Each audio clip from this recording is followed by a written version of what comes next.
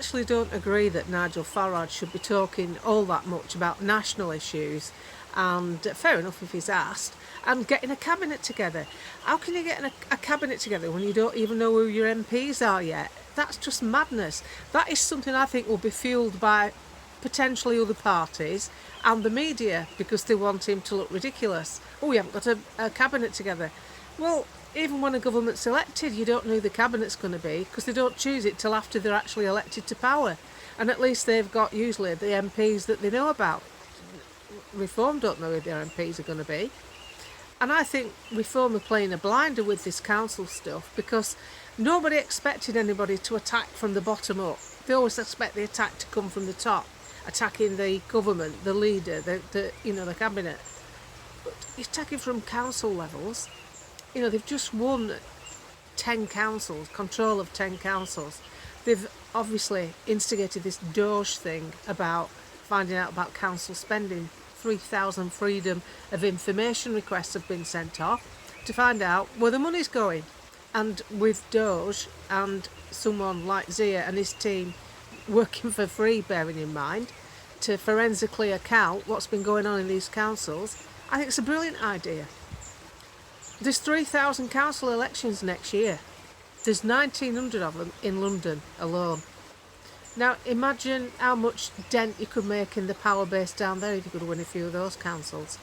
There's a lot to be done. They'll have to vet all these candidates, won't they? 3,000 candidates they'll have to vet. And they'll have to create branches for those areas. They'll have to do all sorts of things. But it's getting done. And it is actually action, it is actually events taking place. It's not just people coming out with hot air on social media. You can do as many podcasts as you want, you can listen to as many people like me as you want. But unfortunately, you need action, you need things to be taking place to rip the power base up of this government and the previous government. People are putting a lot of store by Robert Jenrick. He just had a meeting with lunch, I believe, with David Cameron and George Osborne.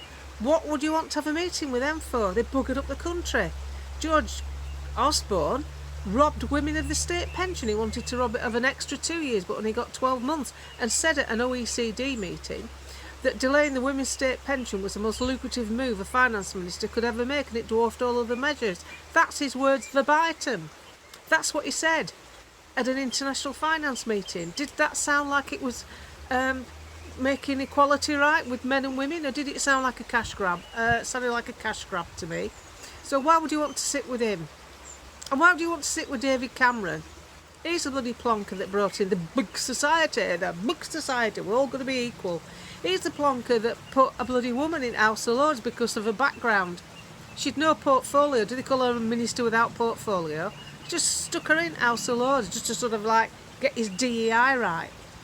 Went to work on a bloody bicycle with his bookwork, and his secretary sat in a jag behind him. I mean, how fake is that? Oh, we'll go and have a lunch. So Jenrick's having a lunch with him. So that's why I don't take much stir about Robert Jenrick. Sounds good, saying all the right things. But let's face it, the Tories were in power 14 years. 14 years they had. And then they gave it up. They actually gave it away. They said, here you are, Labour. You have a go. We've buggered it up. You can do the heavy lifting. That stinks.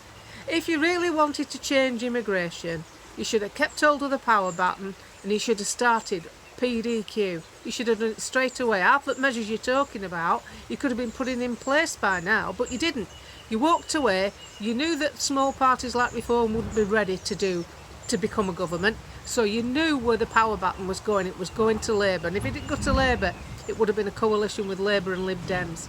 And that's where the system stinks. 4 million votes to Reform, 5 MPs, 3 million votes to the Liberal Democrats, 72 MPs. How does that grab you? The system needs changing. It's all buggered. And I'm quite happy to take my chances with Reform, because I will never ever put my trust in a Tory government again. And you can't trust Labour. You can't trust Labour at all, can you? I mean, look at them. Seriously? Angela Rayner knows about business. You haven't got a bloody clue, love. Not a clue about running a business. And you've met with these business leaders, but you can't name any of them. You've met that many, that really support that your workers' rights bill. No, you haven't. I think that's a big, woo, Pinocchio-style fib. Oh, that's a fib.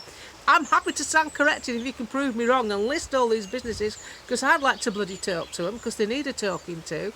Who the hell would want all this legislation where unions can come into a small business and tell you how to run it? Unions who live off the back of other people's money, who don't create anything. They have to take money off you, just like a government. They'd give me your subs, then we can live like kings, who have afforded themselves quite good lifestyles, actually. No thanks, small businesses don't want that. Ask Lance Foreman, he'll tell you, it's on his Twitter page. Ask any other small business. It's just absolute madness the way the country's going. So I'm only standing by something I think is the best possible chance of working. And I think this business of attacking from the council level up is a genius idea. Absolutely genius. So yeah, I'm quite happy where I'm putting my support for now. And why do you expect to like them all? That's the other thing that gets me. Oh, I don't like him. It doesn't matter if you don't like him.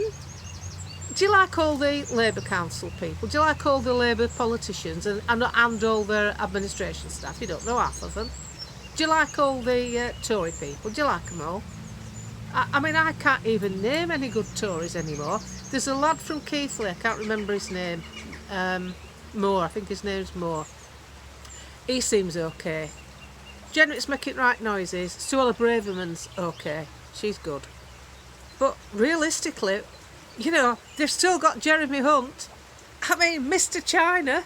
I love China. Do it like China. Oh, China. Oh, no, thanks. We don't want to do it like China. Not for me. Not for me. I don't want to live like bloody China.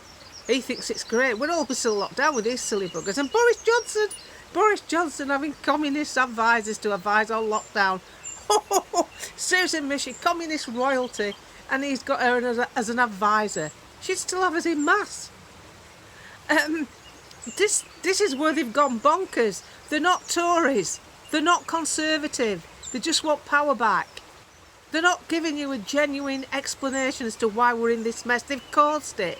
They're part of it. They've done it to us. I can't be any plainer than that.